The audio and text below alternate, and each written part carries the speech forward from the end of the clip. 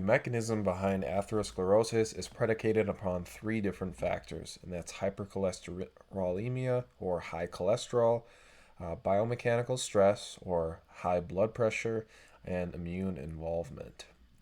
So, hypercholesterolemia refers to the fact that if you have high LDL, this LDL can become oxidized either via glycation from having high blood sugar levels and having one of those sugar molecules attached to the LDL, or by reactive oxygen species. So, having some sort of bodily inflammation due to being sick or stressed. And this oxidized LDL can cause a lot of problems. So, this oxidized LDL is considered chemotactic. And this basically means that this oxidized LDL acts as a trail of breadcrumbs for your immune system to follow. So it will call various immune cells there to attack or get rid of this oxidized LDL because it sees it as a threat, as some sort of foreign body that needs to be eliminated.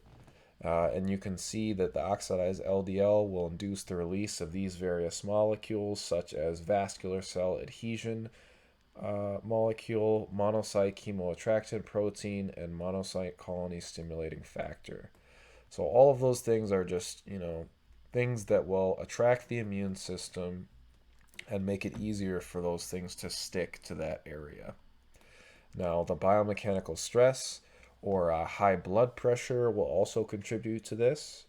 So the contraction of the smooth muscle in your vessels will induce adhesion cell molecules, which will also allow the immune system to attach to the vessel walls and will also induce smooth muscle cell proliferation. So, just like when you work out and break down that sort of muscle cell and it comes back bigger, your blood vessels will do the same so that it can pump blood just as efficiently as before, but it needs to be even stronger to counteract the high blood pressure without breaking, essentially.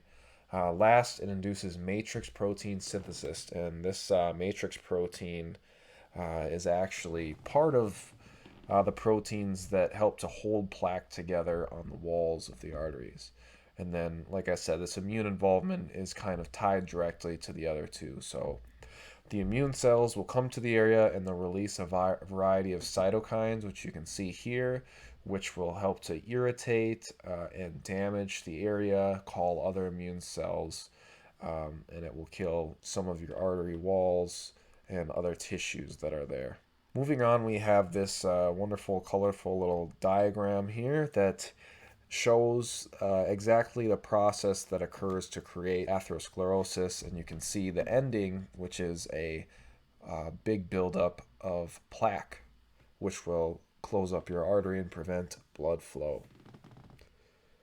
And so, as always, it starts with an increased amount of LDL in the blood. A certain amount of this LDL is oxidized either via, like I said, glycation or that glucose molecule attaching it, or reactive oxygen species caused by the immune system or stress or other factors. And this oxidized LDL will call a monocyte and other parts of your immune system to come because they're attracted to the LDL.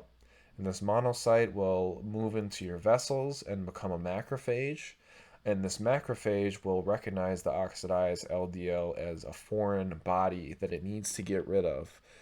And so it will actually engulf and eat all of these little oxidized LDL particles while also releasing the cytokines that are doing damage to some of the smooth muscle and other vessel cells along the way. And eventually, this macrophage becomes full of these LDL particles and it becomes what is called a foam cell. And this foam cell it'll be so full of LDL that it'll actually kind of spill some out, which will become a part of the plaque. And eventually, it's basically too full and it kills itself.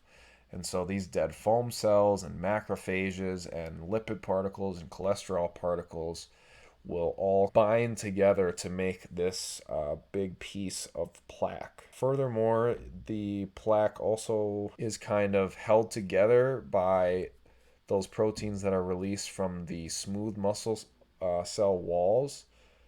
So that smooth muscle cell proliferation will increase collagen production and collagen release. So this collagen protein kind of acts as a binding agent for that plaque.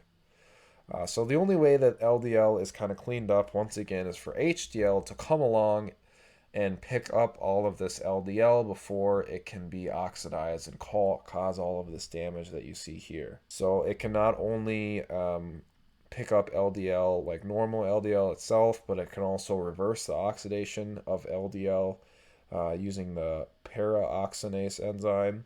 And it can inhibit the various cell adhesion molecules that are released by all of these things. And lastly, it acts as an antithrombotic, meaning it reduces the chances of you getting a blood clot and that further damaging the amount of blood that can flow through the area. Um, and it does this via induction of cyclooxygenase and generation of nitric oxide, which will open up the blood vessels.